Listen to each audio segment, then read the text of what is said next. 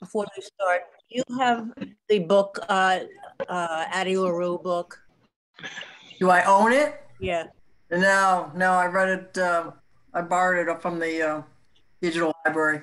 Yeah, I did too. Yeah. Okay. Yeah. It was good.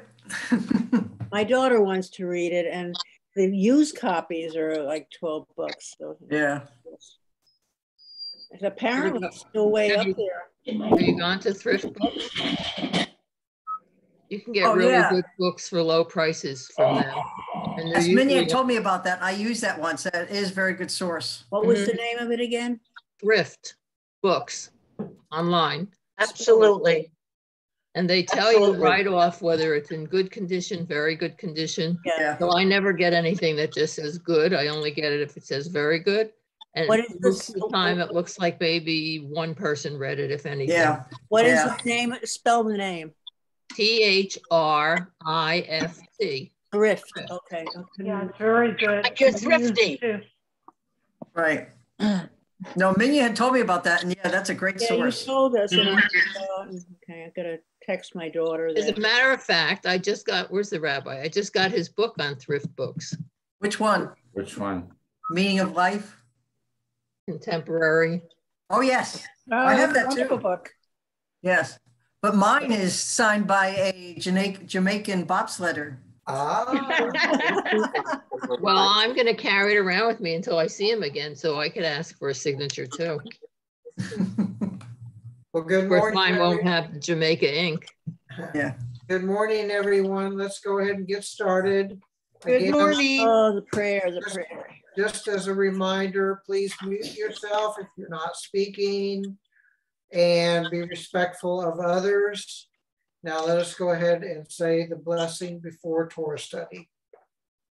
Baruch Eloheinu melech haolam asher ishanu b'mitzvotav v'tzivanu Torah. Blessed are you, Adonai our God, ruler of the world, who has sanctified us with your commandments and commanded us to read the words of the Torah. Amen. Hey, Rabbi, let's learn about Dina and her brothers. Yes, so this is on page 87. And it's Perek Gimel, the rape of Dina. And as we've already said, we sometimes go back and forth between things that are more universal values and things that are more specific to biblical stories. And this is a little bit of a combination of both. And you have a short version of what was obviously a much more elaborate story. And it's very hard to interpret what exactly happened and what we should make of it. But clearly there's a lot of bad stuff that was being done. It's just not exactly clear who did it and what exactly the circumstances were. You also see that it's not only in this case the rape, or in a more general case something bad, the initial act, which is problematic or bad or criminal or evil, but then the after effects last for sometimes for years and even for generations. So we know bad blood can last for your entire lifetime and past your lifetime. So, which is another reason to avoid trying to create these situations to begin with, because there's really no remediation. And it's a little bit far off the subject, but the issue of forgiveness and moving on comes in here. Is at what point do you move on? And do you call that moving on forgiveness? Can you forgive someone who's done something terrible, even if they've, does it matter if they've expressed regret? Murder or rape or similarly, such things don't just go away because the person says, I'm sorry. So it's different than, I'm sorry, you told me to bring the milk in and I didn't, so the milkman left it at your door and it's spoiled. Well, we can go up, buy new milk. But this is not the sort of situation. So it's very sad. Dinah is one of the children of Jacob. She's not counted as one of the 12 tribes. And this is another element of, the entire, worldview of everybody in the Middle East at this point, and well beyond the biblical period. So I'll open the microphone to a few opening comments if anyone would like to say something general, and then we'll start into the specifics. Pam. Well, in general, I had read once that there's a different interpretation of this whole thing. That Dinah was not raped, that she was in a consensual relationship with Shechem, and they wanted to get married, and but the brothers did not accept that and went on the rampage. Yes, definitely. That's definitely another view. But if you noticed, I was very careful in my comments that I never really committed to what happened. But regardless of whether you accept Pam's scenario or the other scenario that she was viciously raped, there's still, everything I said still holds because, there was very bad things done, and I was very careful not to necessarily convict Shechem of something he may very well have been guilty of and he may not, but certainly somebody did something bad, and it resulted in death and tragedy. Babette. Well, for change, I went on the website of the Jewish Theological Seminary about this, and they had mentioned that she was abducted instead of went to socialize, and it also seemed in what we read is that they had returned her, but the Jewish Theological Seminary said, well, they kept her. So they weren't ransoming her.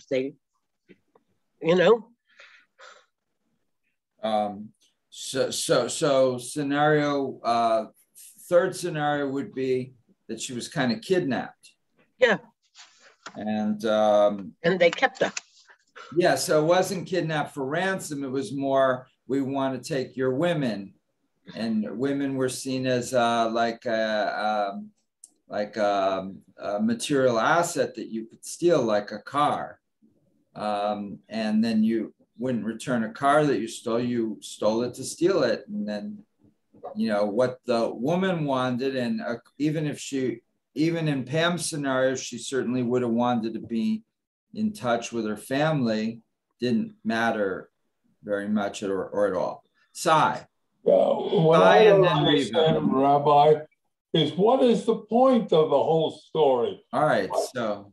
Yeah, why is it brought in? What does it do for establishing the Jewish people and so forth and so on? All right, so that's really the overarching question here. So good morning, Lorraine. So so I can't answer Sai's question. I don't know why the redactor of the book of Genesis put it in. But if you go on the assumption, which is just an assumption, that the redactors wanted to keep as much material as possible. So in other words, if they had material, they wanted to keep it unless they felt they couldn't for some reason. Then they have the story, so they put it in.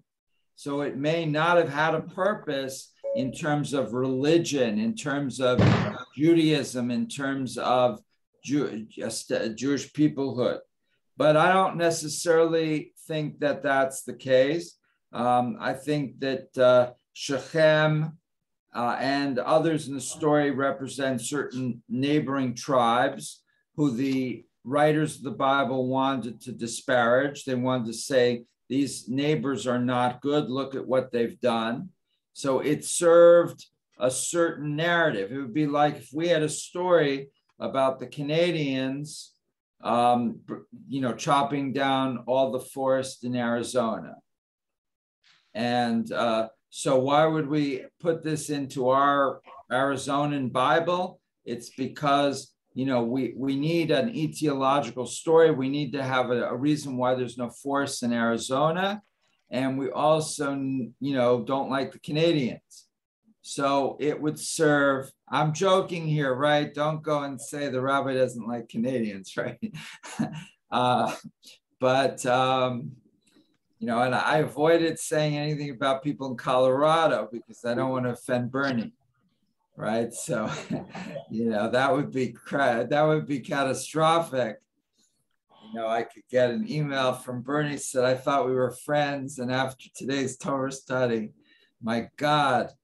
So, but I'm sure there's somebody here with some Canadian roots. But in any case, I do think it accomplishes certain things, but those, things may not be, relevant today anymore. So we'll have to see.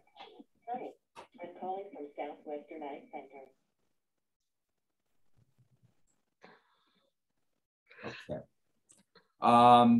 Any other comments, Riva? Yeah, for me, the big thing that's missing is Dina's voice. We don't know if she consented, didn't consent, as Pam suggested. We really, it makes a big difference whether this is a consensual relationship or not. We don't know that. There's nothing from her voice included. Right, and so this is, we're just touching on, the broader feminist critique of religion, and this is being corrected. So that there's a women's the Union for Reform Judaism produced about 15 years ago, a women's commentary to the Torah that I believe Barbara Moss used in a course 3 or 4 years ago. Unfortunately, the book, not only the women's commentary, but the regular commentary that the URJs produced, they both tend to be rather dull. But we have them. And since then, there's a tremendous amount of feminist scholarship on the Bible, and it's continuing. And you can get as radical as you want, where you could basically, flip the tables and say the men had the upper hand for so long. Now we women need to have the upper hand. Okay, Babette, and then Rochelle or Ray. Well, was it customary, do we know at that time, that young women were always accompanied, whether by servants or parents or something? Did they go out by themselves? And we know in Europe, many places in Europe in those days, it didn't happen. That's a hard one, but clearly you can see in the Bible that this kind of supervision was certainly there. Whether it was universal, to what degree it was, it's hard to say. I think in any society, you're gonna, even no matter how strict you are, some people are rebellious, some people have, their parents are sick, they can't do it. There's always going to be exceptions to any norm, right? So we're talking about what in sociology you'd call norm, the norms of society. There's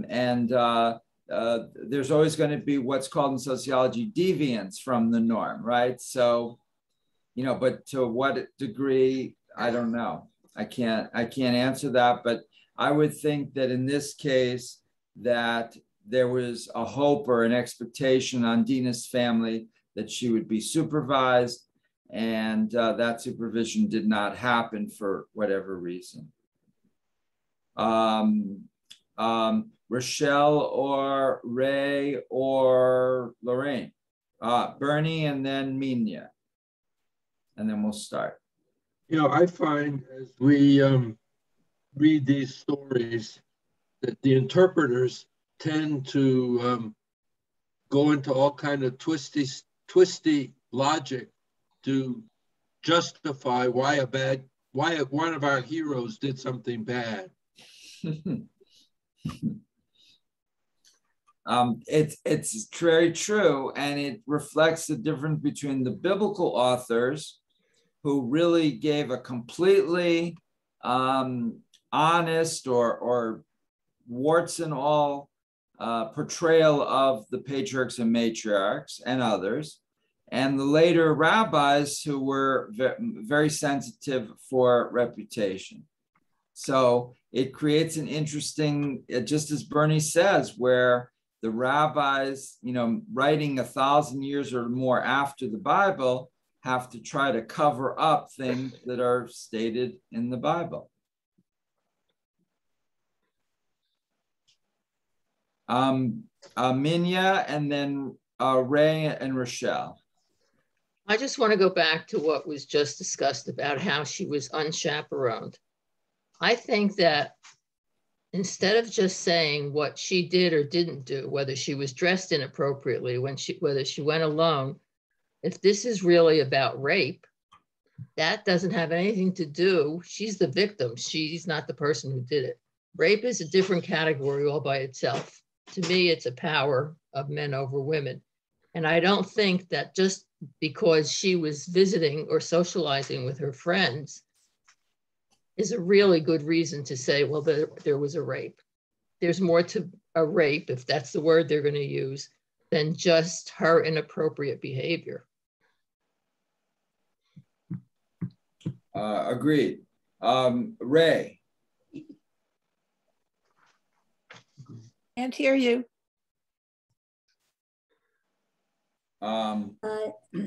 It occurs to me that this young woman, very young woman, was would no longer be available for any marriage among the Jewish men because she had been defiled. So she had a life that was very restricted for the rest of her life, and she was rather bad business. No, outside of her own family, she would probably have very little to do in society. So she was a victim twice. That was taken away from her. She had nothing to do with those things. And unfortunately, she carries the consequences. Correct. And so Ray's referring to the idea that women needed to be virgins in before marriage. And of course, in recent years, this taboo has completely evaporated. And the speed at which sexual expectations have changed is just really unbelievable, you know. But it wasn't that long ago that those sorts of expectations were there, and certainly in the ancient world, and certainly in a closed tribal environment. Who was next? I think Rochelle and then Sai. I guess I'm gonna take this just from a whole nother perspective and saying that if someone would look at the Torah and say that there are a lot of lessons and a lot of stories, really good stories and really horrible stories to digest sometimes, that just point out certain ethics and lessons that last for thousands of years. Let's just say that maybe this wasn't even an incident at all, but was meant to tell a story to have us do exactly what we're doing right now. Sit around and talk about ethics and morals and values and tradition, and to put all of our heads together and either come to one conclusion as to what was right and what was wrong.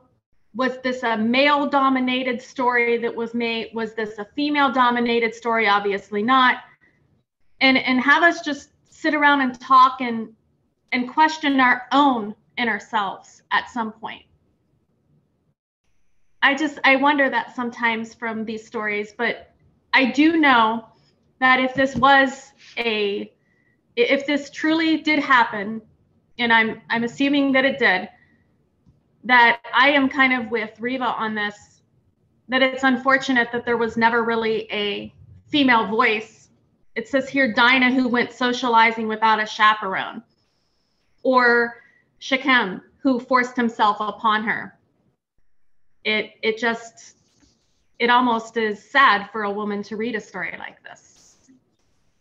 Yes, and the fact that Dinah doesn't have a voice is very frustrating, because we don't really know, what happened from her point of view, which is so critical.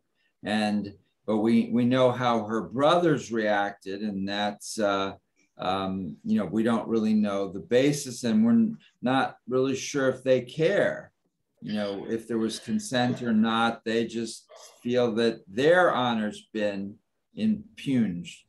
Sai.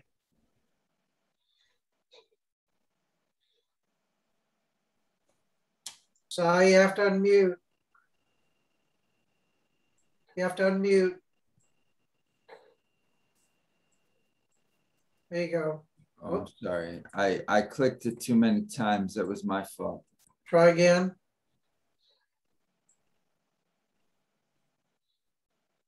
There we go. They were living at a time when strength and power were very, very important.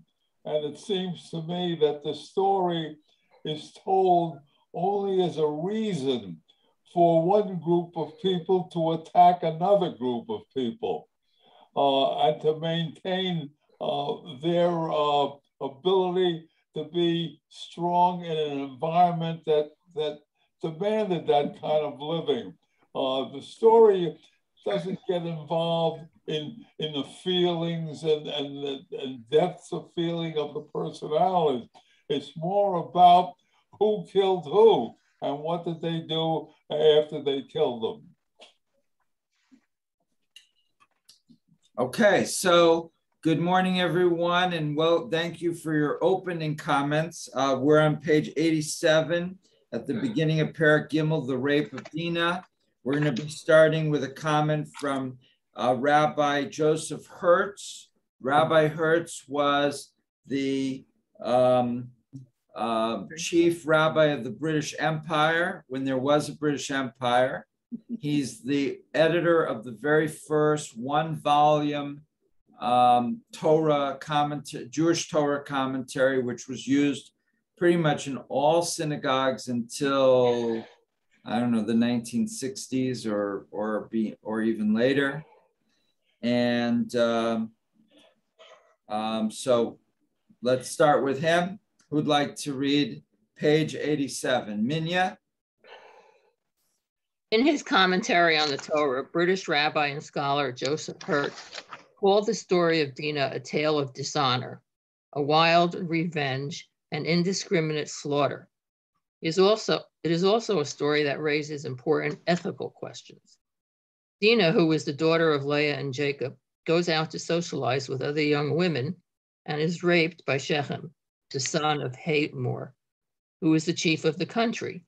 Afterwards, Shechem tells his father that he's in love with Dinah and wants to marry her.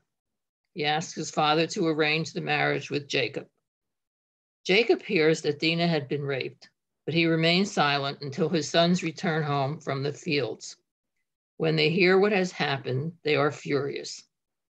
When Hamor asks that Shechem be allowed to marry Dinah, her brothers refuse. Already plotting their revenge, they tell Shechem that only if all the males in the community are circumcised will they allow such a marriage. They also promise friendship. We will marry one another, they say. We will dwell among you and become as one kindred. Shechem and Hamor convince their townsmen to circumcise themselves. These people are our friends, they tell them. Pointing out the material gain, they declare, will not their cattle and substance and all their beasts be ours? Convinced, all the men are circumcised. 3 days later, Dinah's brothers, Simeon and Levi, enter the town and murder all the males, including Hamor and Shechem. The other brothers follow and plunder the town. They seize all the wealth and take the women and children as captives. When Jacob hears what they have done, he says to Simeon and Levi, "You have made trouble for me by giving me a bad reputation among the people of the land.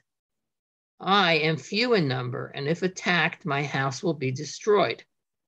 The brothers respond, "Should our sister be treated like a whore?" The question posed by Simeon and Levi takes us to the heart of the matter. What should they have done? Should they have allowed Shechem to rape Dinah, their sister, without taking some revenge?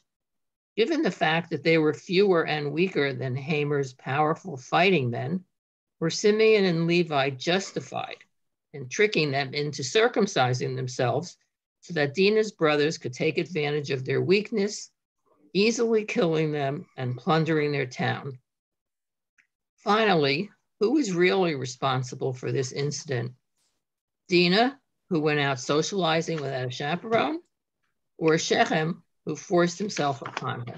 Okay, thank you, Minya. So part of the problem, of course, is we don't really know what happens, right? So in any, I'm not a lawyer, but if, do we have any lawyers here this morning?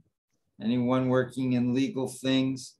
No, but if we did, they would tell us you need evidence. You need, today there's DNA evidence. There's also, they can recreate the crime scene. There's broken vases and there's nails and there's scratches and there's torn clothing and there's all sorts of cameras now. You'd see that they're walking this way or that way, and they're holding hands, or you can see him grabbing her. So there's a lot of ways today to and then of course there's personal testimony. So, and there's ways of evaluating how accurate the testimony may be. You can discredit it as not going with the facts and so forth. So we don't have a lot of that evidence, both because the technology wasn't there, but also because the biblical account is all we've got to go by. And we don't even have Dinah's version of the story in the biblical account. So we're a little bit hamstringed here. So we have to work on different bases of different scenarios and then do our best. Bernie, Minya, and then if Nan or Jennifer want to say hello. I had coffee this morning in Starbucks with Jennifer, and so I said dark roast. I said, what kind is it? What country does it come from? She said, it's a Christmas blend. And Jennifer said that I don't know what my facial response was, but it wasn't what. But I wasn't upset that it was a Christmas blend, but I want to know what's in the Christmas blend. But anyway, we had a very nice morning at Starbucks, and we talked about Jubus, among other things. Okay, so over to you, Bernie, and then Minya. I'm a little bit by this second half of the last paragraph we read. I'm sorry, Bernie, you have to speak into the microphone. Hello, microphone. I'm a little bit puzzled by the last paragraph that we just read. Back when Harvey Fields wrote this, was it still okay to blame the victim because she dressed provocatively? That's what I said before. Because this is what he's giving us a choice of. Did she cause this problem by dressing the wrong way, or was Shechem at fault? And I don't see where there's even a question of allowable there. Response, anyone? Over to you, Minya. You respond to Bernie, or? Well, I can comment on that because I said it earlier. I didn't think that her behavior or her dress or her lack of a chaperone was a cause for a rape.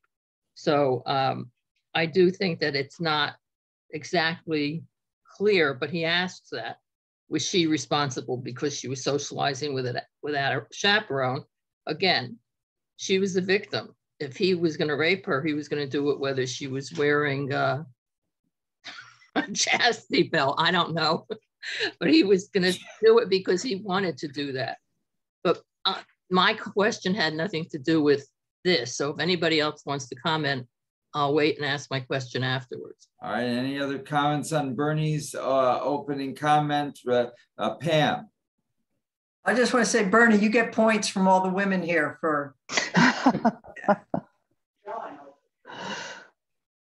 I mean, a part of it is, you know, how much do you want to put it in the social context of the times versus how much do you want to put it in a universal context where women should have rights? Riva, and then Ray, and then Rochelle, and then Nan. Sorry, Nan.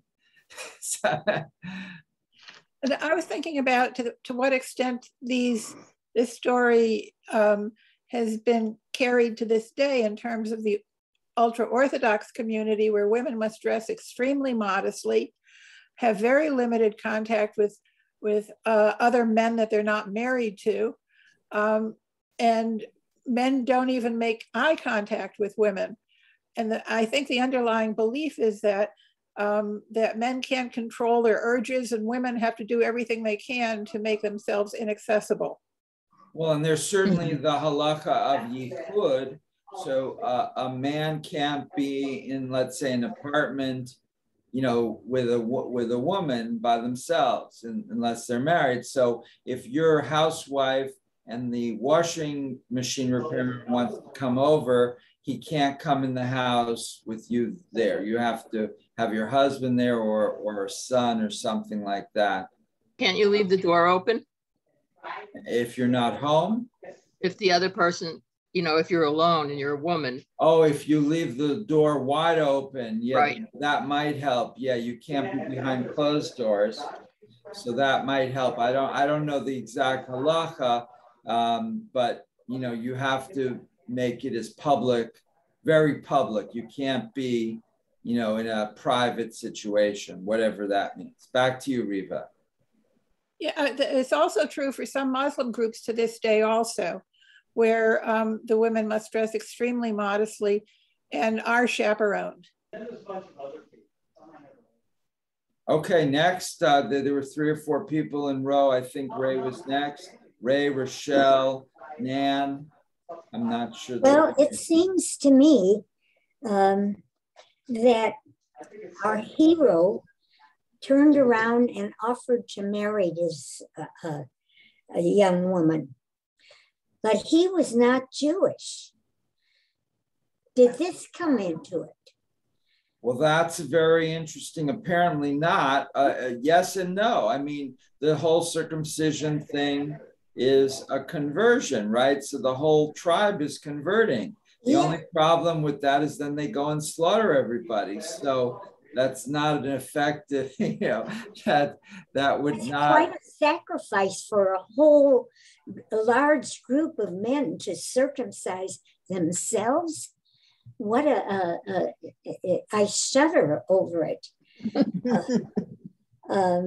So today, if the perpetrator offers to marry the girl, and if she agrees, in this story, nobody has asked her about whether she would be willing to even marry him. Right. So that's what's so frustrating. We have no idea what Dina thinks about this whole thing.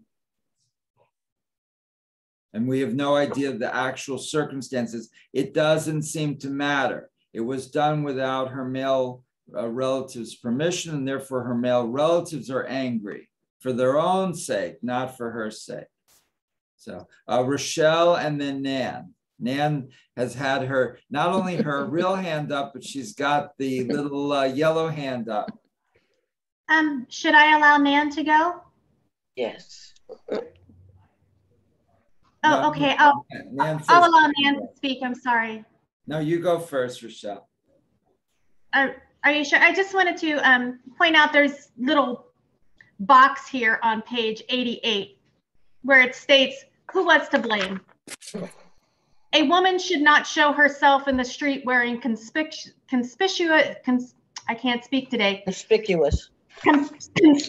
jewelry. Jewelry was given to the woman for the purpose of adorning herself in her own house for her husband.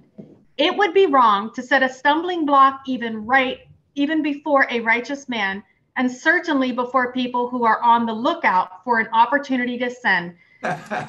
Takuma Veishlak 5. That is by far one of the saddest things, and I rarely ever take things to heart that I read, but that really is difficult. Yeah, now you see why the rabbinic tradition needs constant reinterpretation and sometimes rejection. I'd like to say something to that for a moment, because it was a conversation I had years ago. Sometimes young women with the shortest of short shorts and the tightest ones, if they had a coin in their backyard and their back, that they could tell if it was heads or tails. So if they're walking out like that, tell me if she's not partially responsible if something bad happens. Well, that's, a lot of that depends on context, right? In America, we don't accept that. If you do that in Afghanistan, it's making a very different statement than— well, if you're not wearing a blanket, you're responsible in right. Afghanistan. So, but rape is a crime, and it's not allowed no matter if the woman's naked. Nan, your turn now. Sorry for the delay. That's okay. My comment was that Shimon raped her, but then he went and asked to marry her. And I'm thinking, is that why he did it? Because at the time, if a woman wasn't a virgin, she was not marriage material. And maybe he had his eye on her and he did it so that, well, she's damaged goods. I'm the only one that can have her. So that was just my thought as to why he might have done that. Forget about what she was wearing, who she was with, or whatever. But, he might have thought, this is the way for me to get the woman I want to marry, whether it's allowed or not, because she's now damaged goods. But he and his father apparently had no idea that they had offended anyone, right? Because, right. When the brothers come and say, well, you have to be circumcised and then we'll all intermarry, they seem to have believed that. Well, but he, wasn't thinking like that. I mean, he may not have known the Jewish customs, and he may not have realized that the brothers were going to ask for revenge in some way, or payment for him having done that. So, I mean, that was just, what popped into my head when I read that and, heard that he says, well, now that I've raped her, I'm going to go ask for her hand in marriage. So do we agree that there are different scenarios here, ranging from that Dinah had sex voluntarily with Shechem, but this was against her family's norms on one extreme, the other extreme that it was a violent, a violent rape against a completely unwilling woman, and that either way, way or anything in between, the brothers didn't seem to care exactly about the circumstances. Is that agreed? And would anyone like to speak to the range of possibilities of actually what might have happened? Riva. Yeah, I absolutely agree with your suggested of the range, that there may have been cultural differences and the interpretation of the act could be seen very differently.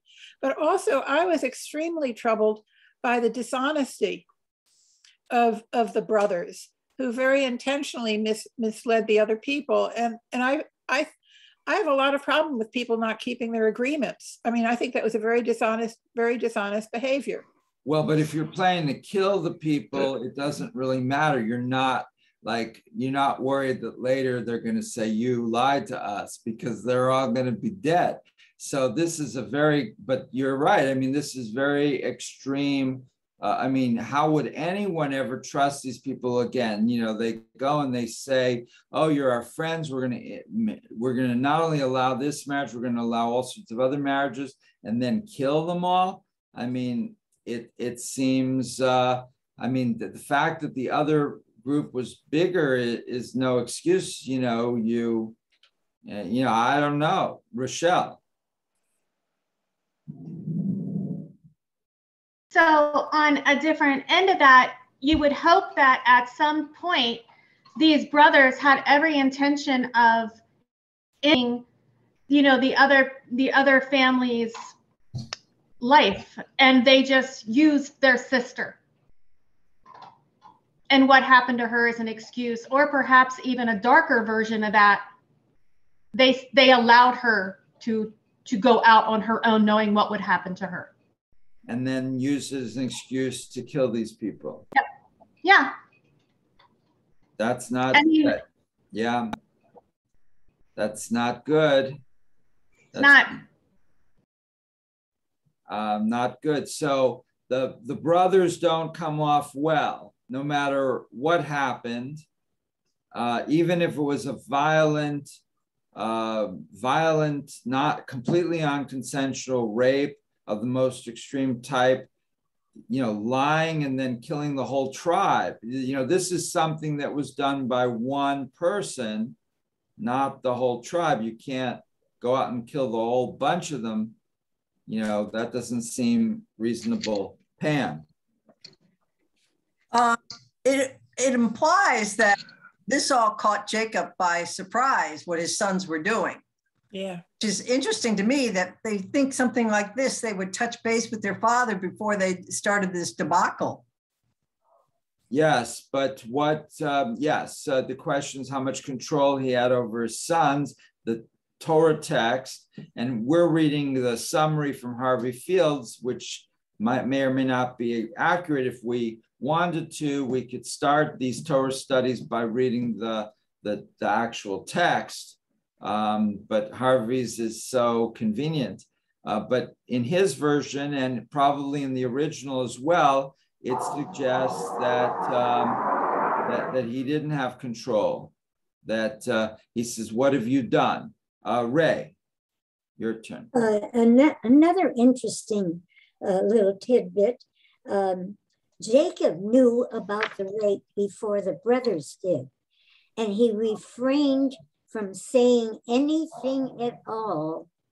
The brothers were the ones that made the bargain, and Jacob did not say anything.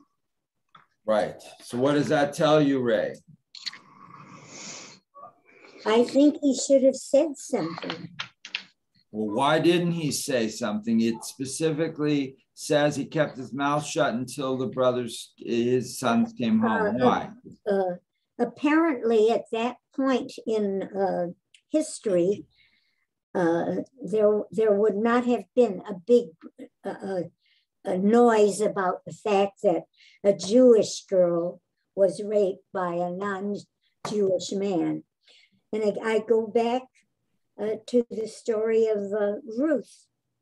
There was no talk ever about a non-Jewish girl marrying a Jewish man. So I have a feeling that this was not such a big issue at that time. So Ruth did marry a Jewish man, right? Yes, but I forget the name. And Ruth Boaz, being the grandmother of David. Right. So there. So you're saying that it appears that intermarriage was at least tolerated in certain circles at certain times, and so the question is what happened, and we can't really evaluate the response until we know exactly what happened, and we can't know what happened. So we're never going to resolve this 100%, but we're going to analyze it extensively. So we have a lot of analysis, but a lot of lack of clarity about the original incident. Any other comments about any of this, Riva? And then if Marcia, how are you doing, Marcia? So. Okay. Going back to the Targum, the summary, which some of us may have read, on page 80, the bottom of the right-hand side, it says that Jacob spends the night in prayer. He selects gifts of all goats, rams, camels, all this good stuff.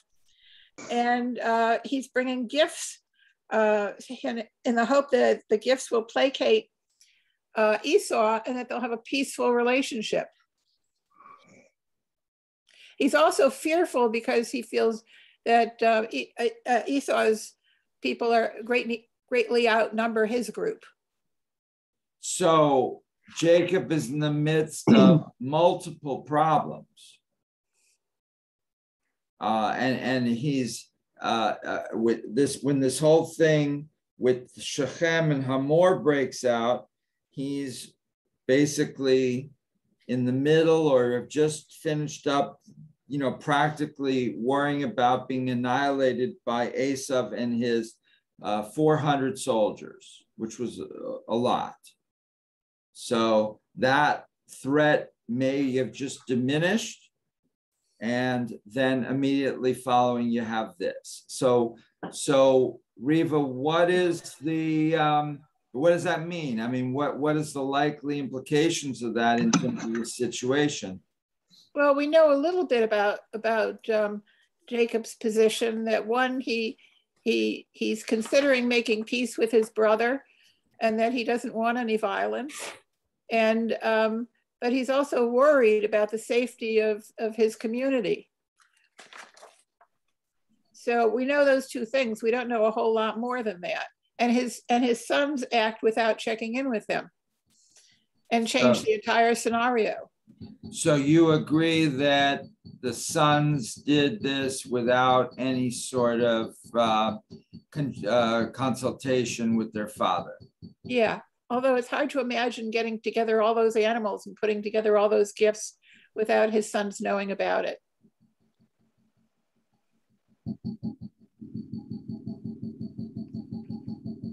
They're replacing the gas line right outside my house, so that's what that noise is, and I can't control that, unfortunately. Is it bothering people? Can you hear it very clearly? We can hear it, but it's not obstructing being able to hear what other people are saying. Okay, maybe I'll mute myself when people are talking. All right, let's go on to page 88. Minya, you want to keep reading?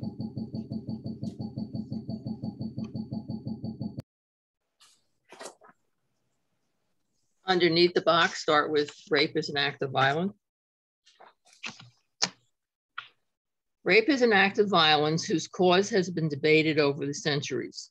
Some interpreters of our Torah portion blame Dinah, not Shechem, for what happened to her. They point out that had she stayed at home, rather than putting on fine jewelry, dressing in clothing that attracted attention, and running about to parties, she would not have fallen into trouble. Other commentators blame her mother, Leah. It was Leah's fault, they say, because she was constantly running about and socializing. She set a bad example for her daughter, and that's why Dina got into trouble. Blaming the victim of rape or her family for the violence she has suffered happens frequently. She must have done something to deserve such treatment is a common statement. Yet it is as logical and misleading a judgment as blaming the victims of Nazi brutality for the agony and death they suffered. In our Torah portion, Dina was not at fault. She was the victim of Shechem's violent passions. All right, thank you. I really don't like comparing things to Nazi things. It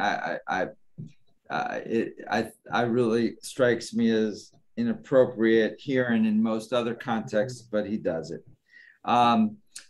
Comments about this. Some commentators blame Dina, some commentators blame her mother.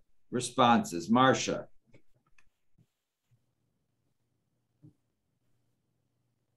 Unmute.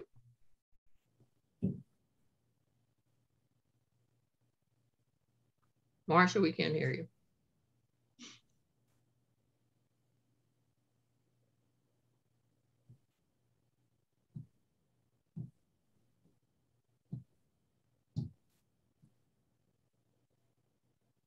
Okay, all right.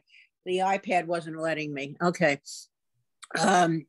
I moved in here because I felt crummy and I just lying on the sofa.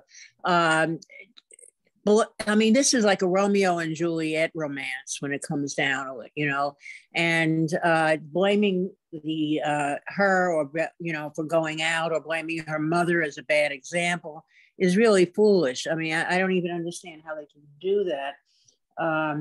I could understand, and no one even knows truly, you know, if it was consensual. We've gone over this before. So I really think that this is just like beating a dead horse on this subject. Well, Marcia, I don't think that we've established that. There's, at least in this group, there's two views. Some that think that it may have been consensual, some that think that it was totally non-consensual, and some that believe it was somewhere along the continuum. But so the response was not necessary. Considering the negotiations, the response of death was not appropriate. Okay, just leave it at that. Okay. Okay, that I can certainly accept. Therefore,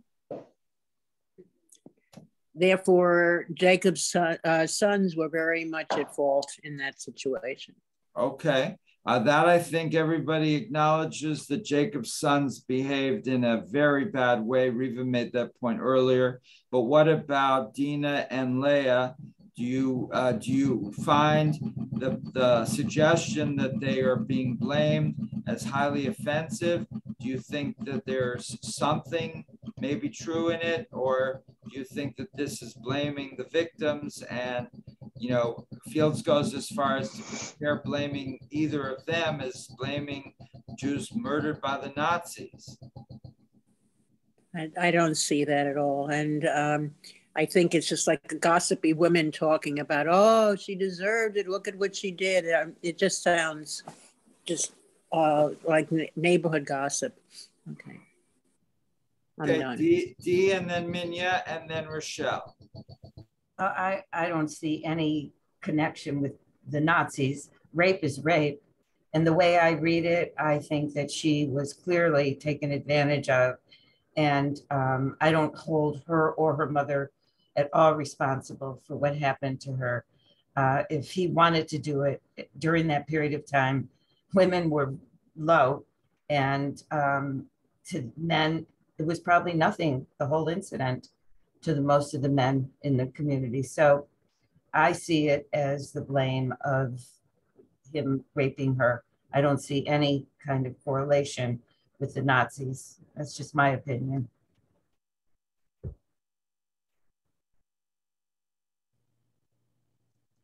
Who is next? Minya and then Rochelle. I agree with what Dee just said, because as I had said earlier, I think she was the victim. They're looking for excuses. They keep going back to something that Dina did that had to be so terrible, that she was raped. She was the victim here if we interpret the story as we're reading it. She obviously, in my opinion, did not willingly go out looking to get into trouble. So whatever she wore, whether it was the jewelry or the clothes or whatever, she was the victim. She got raped, bottom line.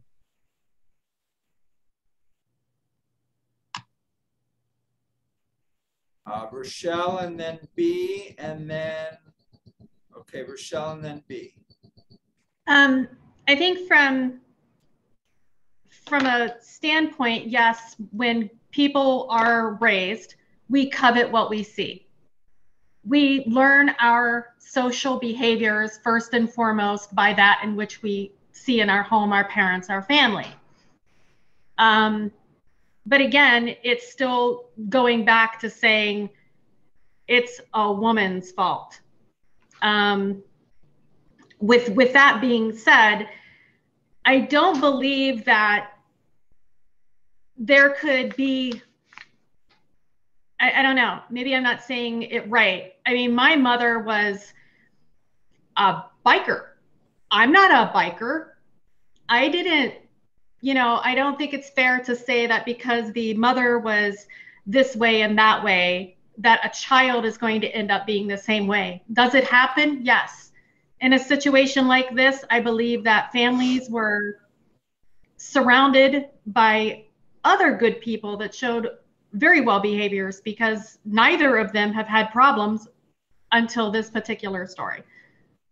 They've not had any talks of those things. But yeah, I think that it's kind of wrong to suggest that perhaps she learned this behavior from her mother. Now, her mother is not terribly beloved in rabbinic tradition for various reasons. So she's a convenient scapegoat. And she, like everybody, she may have had, we know she had her reasons for having her problems, like everybody. So, she was certainly not a perfect mother, but that's just life. Okay, B.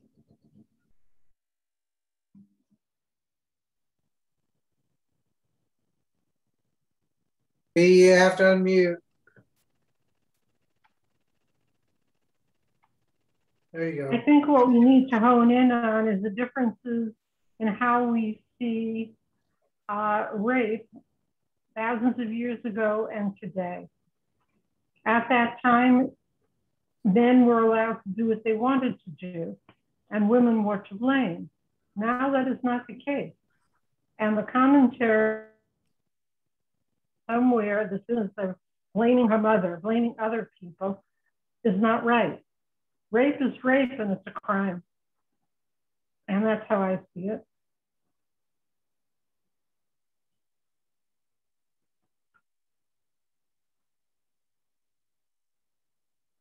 Rabbi has left the building. I don't know. I thought he was waiting for me to continue. Changing locations. But I think I made my point and I'm done. Okay. Yes, B, you ended too soon. I decided I had to relocate, and so. Oh, I'm sorry. So, okay. Didn't know you were relocating. This is better. They set up they're changing the gas line right outside of that office. So, okay. Anyone else like to make a comment? Okay, then let's read on. Minya, you want to keep going? Rabbi, Lorraine had a question. Lorraine.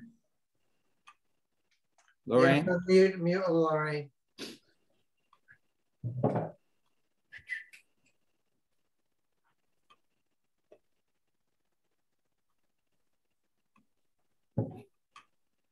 Is Okay. Historically, mothers are always blamed for everything that goes wrong with their children. If you read novels, you watch movies, it's always a mother to blame. So I could see where that thinking has prevailed throughout history. I think I agree with B and most others. A rape is rape, and it's a crime, and it's a shanda, and there's nothing good you could say about that situation. The third thing I wanted to comment on was, I don't remember. That's the third thing. But Lorraine, are you drawing a parallel with the blaming of the quote unquote, the stereotypical Jewish mother?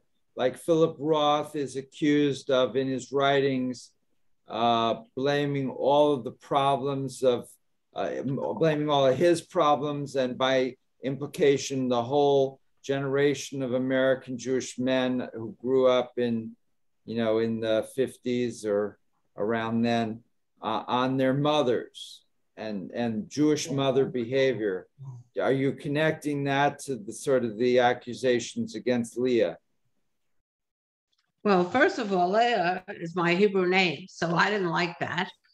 Second of all, no, I don't think there's a connection in my mind about what you're referring to.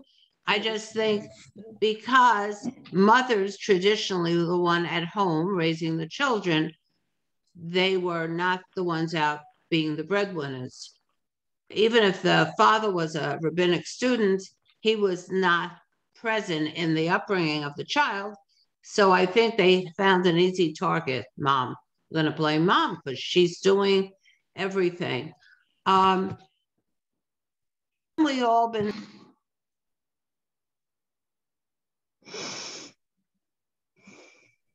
You got muted.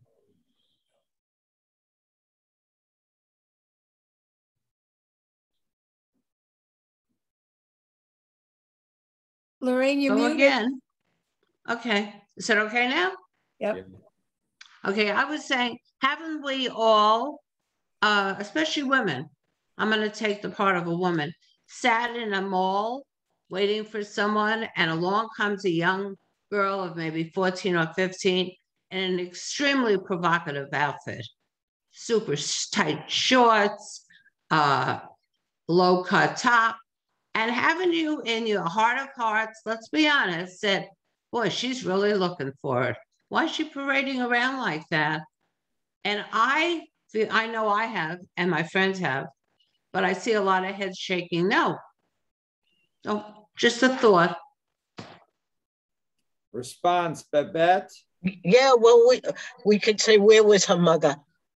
It's one of the things, if she's pretty young.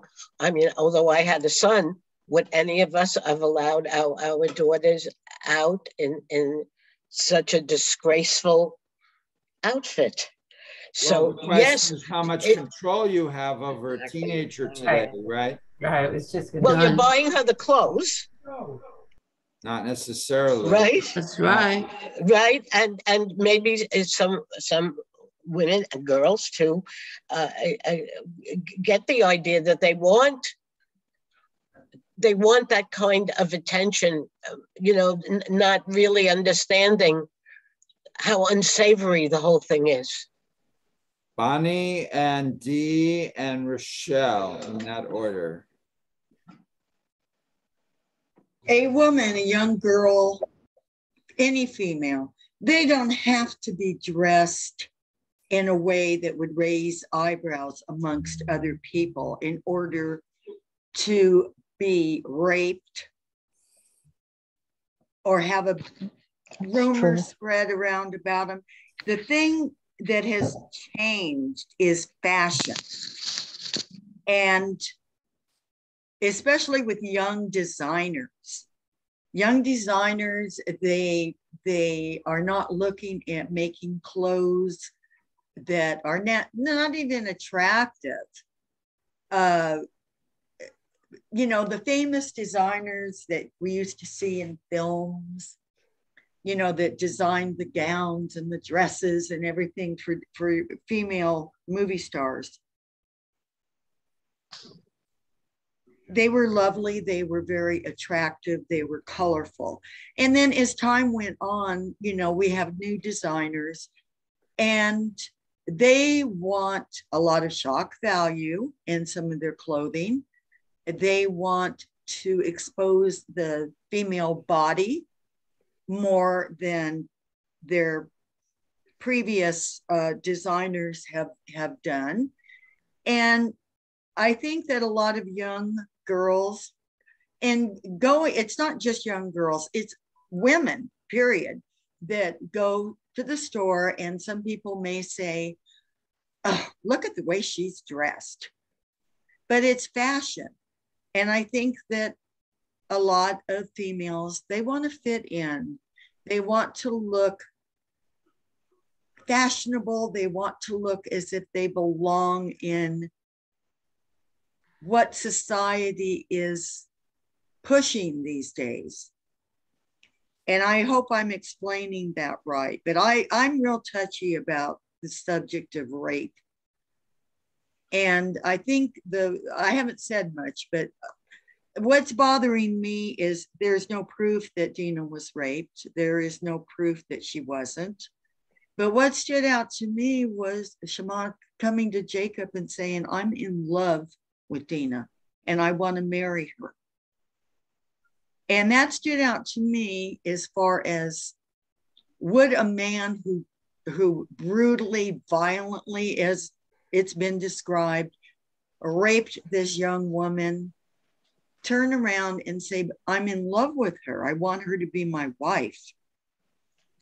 So it's just a sad thing that when there is no evidence to support whether Dina was raped or whether it was consensual sex or whether it was nothing. And so it just leads to speculation, and which leads to the blame game. And I don't know. I'm sorry. Rape is a sore subject with me. Okay, thank you, Bonnie. Was someone else who was next? I thought it was D, and then Rochelle, and then Marcia, and then Riva. Is that okay? Should I go? Okay, D. Well, I take what Bonnie said one step further. I think today, if you talk about today, we're in a totally different culture-minded society. And you turn on the TV or these video games, everything is sexually oriented, yeah. And they make an impression on especially younger girls because they see it. And today, I don't see much control that parents have for teenagers. I've had a few myself, so I know that if they're going to do it, they're going to do it, even if we say don't do it. Anyway, the way I look at it, rape is rape. And I think whatever his motivation was, because we don't know for a fact, but during that period of time, men's mindset with regard to their approach to women, many of them were violent. I mean, women were very low. So I think about the trauma and the aftermath. If in fact this woman was raped, it completely destroys her whole life. It's a violent, horrible, depraved act on any female. And today we don't just have women, there are boys that get raped. So yep. It is, to me, destroys their lives. I understand about rape. I've had some experience in my life, not me, but it's a horrible thing. And it definitely has an impact on a lifetime of either a man or a woman or a boy or a girl. I don't want to talk about the church, but there's been a lot of stuff about that with these boys. So it's just a heinous crime, no matter what, no matter how you look at it.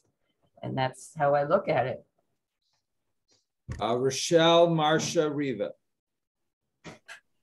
I just want to say back to, people you know, again, with how she was supposedly dressed, or maybe jewelry she had out or whatever, and how it's changed throughout culture. And, you know, you guys talk about seeing some child in a mall, you know, with short shorts or what have not.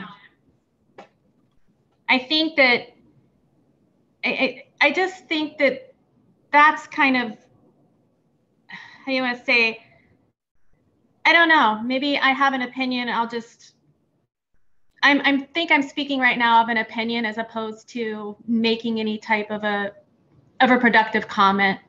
But I did have a girl that I worked with when I was working who was gang raped. And she would cry and say, I never should have put that blouse on. You know, that's hard, because that girl putting a blouse on that was low cut was not the reason why she was gang raped. All right. It doesn't even begin. It doesn't even begin to define it. And that leads toward what the Taliban say. If you keep all your women at home, then there won't be any problems. But then the women are capped, you know, they have to spend their entire week and their entire lives only in their house. They can't ever go anywhere. I mean, you can't live like that, right? That's, you know, well, yeah, because people will bust in your house and rape you too. Right. It's not going to matter if it. And, you know, if there's anyone here who's never had any experience with anybody or self-experience, which I pray would never happen, you know, with this subject, then it's just very difficult. It is. Okay, Marcia and then Riva. Well, I'm going to agree. I'm agreeing totally with. And you say to yourself, "Oh, I'm sorry. I didn't mean to overstep your wrist." I agree totally. Oh, no.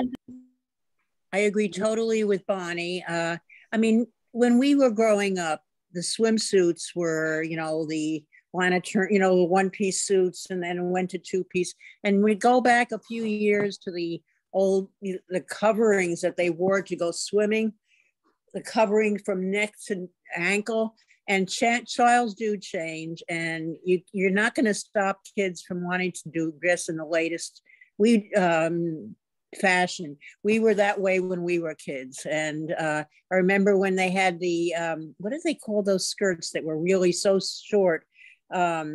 Mini skirts. Okay, that's what mini. The mini skirts came in, and everybody was horrified by that. It's like nothing, big deal now, you know. And when my kids went to school, the skirts had to be as long as fingertip length. You know, they couldn't be any shorter than that, and there was big arguments over that. All this provocative dressing is nonsense. I mean, the kids are going to dress the way they're going to dress. They want to look like everybody else, and they shouldn't be an object subject to rape because of what they're wearing. And that's just flat out the end of that. You know, maybe we don't like the way they look because we're old fashioned, actually, and that's the way it is. So we have to just face that. But in this case, I do want to ask, because I don't remember the end of the story, Rabbi, what actually happens to Dinah after this whole thing? We don't know. Oh, okay. Now, if you want to read, I don't think this has come up yet, but Anita Diamant, quite a few years ago, yeah, I read that book twice, but I don't remember it was so long ago. So there she filled in a lot of the details from Dina's perspective, but in the Bible, that, you know, that this is kind of a truncated story. There may have been more floating around verbally or even in writing, you know, but we don't know what happened. But it couldn't have been good. It couldn't have been good if this was a legitimate boyfriend, quote unquote. Then her brothers murdered her boyfriend and his entire clan. If it was a violent rape, she was very traumatized by that. And then I can't imagine the aftermath of her brothers killing her rapist made things better. The whole thing must have been horrible for her either way. Right. Okay, who's next is Riva, and that's it. Okay, good. Riva. I was thinking not just in clothing styles, but in other ways, the responsibility for unwanted behavior by a person who has more power on a person who has less power, between teachers and students, between priests and their congregation, between whatever, is changing, and it's changing enormously. And, you know, we hear about cases where girls went to a party and were drinking, and where they were responsible for rape or gang rape. And those values are those beliefs and values are changing now, where I believe the rule now is if a person says no, it's no. And that the issues around consent have changed over time. And certainly clothing styles have changed enormously. I think the current generation is not the first generation that's been accused of wearing seductive clothes. I think all of us, whatever we grew up, sometimes perhaps wore things that our parents considered unacceptable. But I think the trend is towards giving those people with less power more authority. Very much so. And what has brought about that trend? Because it's kind of counterintuitive that people with less power would get more authority, and yet that's the very strong push in society today. Why? Certainly the most publicized one that went on years ago were priests and children. You know, I think that was one of the early ones, but you also hear about it certainly in schools, in other situations where the Clarence Thomas case got an enormous amount of coverage between a boss and a person who worked for him. I think, you know, mass publicity has made an enormous change where we're finding out about these things. I think they've been going on forever, but they didn't have the coverage that they get now. So we hear about these things in ways that we never did before. Okay, Minya. To go with what Riva's saying, I think it's also because women have come forward. In the past, they were so ashamed of what happened and they thought it was their fault for whatever reason. And because of publicity, or maybe the fact that it's the times that we're in, women come forward now because they want these people to be punished for what they've done, because they are really stigmatized for the rest of their lives. Okay, Pam, and then I want to move on to talk a little more about the brother's response. Look at Harvey Weinstein. He's a good example where he has power over all these women and their careers, and women spoke up. So eventually, years later, the women agreed. The women knew that was a job qualification, and even Marilyn Monroe with the White House and being passed around to all the brothers. These women knew that was what they had to do in order to, well, maintain something. And I wanted to mention something else because we talked about fashion. You know, I really am not in the position that it's every woman's fault if she gets raped. I mean, obviously, it's not true. But when you talked about fashion, I remember when Angelina Jolie was on the runway and she had a slit in her skirt all the way up to you know where. Janet Jackson had a wardrobe malfunction. All these things, you know, they're absolutely. Are you saying the wardrobe manufacturing, was that deliberate? We don't know. It's possible. But it made her look bad, right? I mean, people criticized her. It wasn't considered a benefit to her. She got a lot of good publicity. There's a documentary now about the whole incident. Okay, so these women on these runways, they're wearing things that are so sheer. You do see every bit of the underwear, and you know, so they are they are calling attention to sexuality, certainly. But if somebody wants to do that, in our society, they're allowed to do it. It's just in the Janet Jackson case or others, it's presented as an accident. But if you're an actress and you want to go to one of the parties dressed in very little, it's not against the law, right? It's not against the law, but it certainly does call attention, and certainly men look, for sure. It's provocative. All right, let's go on to this last part about the son's response. Who'd like to read part of 88 on the left-hand column, in the middle? Minya's doing good. Thank you. Okay. Minya?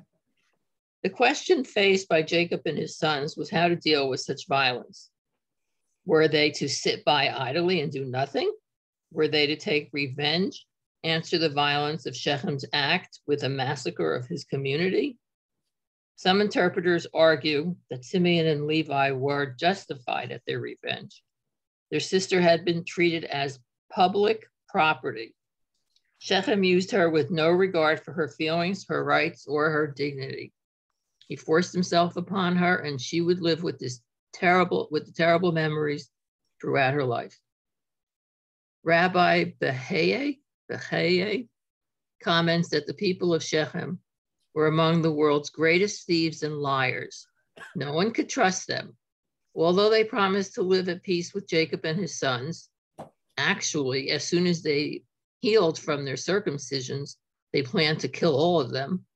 What Simeon and Levi did, Rabbi Behaye says, was an act of self-defense, not of revenge. Rabbi Moshe Weissman, in his commentary, the Midrash, writes that Simeon and Levi acted in accordance with the halacha, Jewish law, when they planned to kill the inhabitants of Shechem, because the people of Shechem were all deserving of capital punishment according to the 7 laws of Noah. Shechem himself was liable to capital punishment for having kidnapped Dinah, the transgression of robbery. His fellow townspeople were also guilty since they knew of his deed, but did not bring him to justice. According to the 7 laws of Noah, they were obligated to administer justice. Since they refused to do so, Weissman argues they deserve death. All right, let's stop here. I mean, I find this last view rather repugnant, but let's get a few of your opinions. So we're moving now in the last couple minutes here to the our evaluation of the brothers, who are led by 2 of the brothers, but all of them, Shimon and Levi and the others, and we know what they did. What do you think of that? Bernie, start us off here. Well, here's a perfect example of something I said earlier about the commentators twisting the story around until they can absolve our heroes of any wrongdoing. I agree 100%. And it just, to cite the 7 laws of Noah, which are basic laws of society, and to say that because the other tribesmen didn't stop Shechem, who kidnapped Dinah, and we don't know what the circumstances of that were, they're all liable to capital punishment. Really, really extreme and warped. I just don't even know what to say. Other comments, Sai? Well, as I said earlier on, they lived in brutish times, and the mere fact that something happened to a family member gave them the excuse they needed to get rid of an enemy. It was as simple as that, as far as I can see. So let's come back to conclude with Sai's original question. What can we learn from this story about Judaism today, about our own religiosity, if anything? Is this just about biblical characters? And it's kind of interesting and it helps us reflect on gender roles? Or is there something that we can take away in terms of our own religious orientations? Nan or B or D? Okay. Here, Riva. Yeah, I like the very last few sentences of the last paragraph on page 89, which says the answer to brute force, to violence, is not more violence, not the massacre of innocent. It is a pursuit of justice within the court of society. So I think that's sort of the conclusion that you can, it's a nice conclusion to end with. I'm not sure it was developed all the way through. That's 1,500 years later. Yes, yes. D. I would say that during that period of time, there was no court system. And the way I look at the biblical history, this was typical of their kind of behavior. I know violence begets violence, but typically they would, that's how it was. It was very violent times during all thousands of years ago. And it wasn't just a rape, it could be about anything. So I look at it, I'm not saying that it was right, but being that there was no court of law and they were pretty primitive people, I have to say that they felt that they had a reason to go and brutally kill all these people. Today, I wouldn't agree with that. I would say that it's wrong, that violence does beget violence. So two wrongs don't make a right. You take it to the court system, which is what they do if it's proved. And even today, though, there was a movie a few years ago with somebody where there was I think, I didn't see the movie, I just saw the advertisement, but somebody's daughter got raped and then the guy got off, he was declared innocent, and then the guy goes and shoots the rapist, and then he's put on trial. So even today, of course, there's, and I just saw 2 cases of drunken driving. I was telling Jennifer this morning, one of them got 20 years or 25 years in prison. He was driving drunk, he killed somebody. Another one, almost the same circumstances, different state, got, I think, 3 months in jail and then 3 years supervised parole. It seemed just in both cases, they were drunk, they hit somebody, they killed them. Different lawyer. Different state, different lawyer, different judge, different laws. But it seemed, if I was the parent of the one where the guy got 3 months, I would want to take a gun and shoot him too, or something, right? Final comment. We got time for one more comment. Something profound and philosophical. Bernie? Riva? I have nothing profound. Nothing profound. What about philosophical? No. I have a slight comment, and that is to both your drunken driving case and to the rest of this. And that is the punishment also is very contingent upon the person's age, race, and sex. So not everyone's treated the same. So our ideal, one would think, should be for blind justice, right? That everybody's treated the same. Flat playing field. Yeah, but final comment. All right, well, we see here that Judaism is concerned not just with religious issues, not just with ritual, but also with what we would call today not only civil law but criminal law as well. So the Judaism in its pre-modern permutations included everything, and today we restrict Judaism primarily to ritual. And but you can see that in Torah study, it sometimes can move out of that area to things that we would regard as criminal law. And in this case, murder and as well as rape. All right, Steve, next week we're going to how do you measure loyalty and success? So we'll see what that brings. And I turn it back to Steve for the final blessing. Very good, Rabbi. Thank you very much. And interesting discussion as always. Let's begin with the blessing. Baruch atah Adonai Eloheinu melech haolam asher natan Torah v'chayei olam natan. Baruch atah Adonai notei Torah. Blessed is Adonai our God, ruler of the universe, who has given us the teaching of truth and planting within us eternal life. Blessed is Adonai, giver of the Torah. Amen. Have a good rest of the week, everyone. And thank you. We'll see you soon. Okay. Bye-bye. Bye. Thank you. Thank you. Feel better, Marcia. Thank you. Yes. Take good care, Marcia. Yep, Thank you, thanks, everyone, Rabbi. for a very Thanks, interesting Rabbi. discussion. Take care. Have a good week. See everybody Friday. Okay. Bye-bye. Bye. Friday's new members at the temple. Yes. Right. It's a special Shabbat service.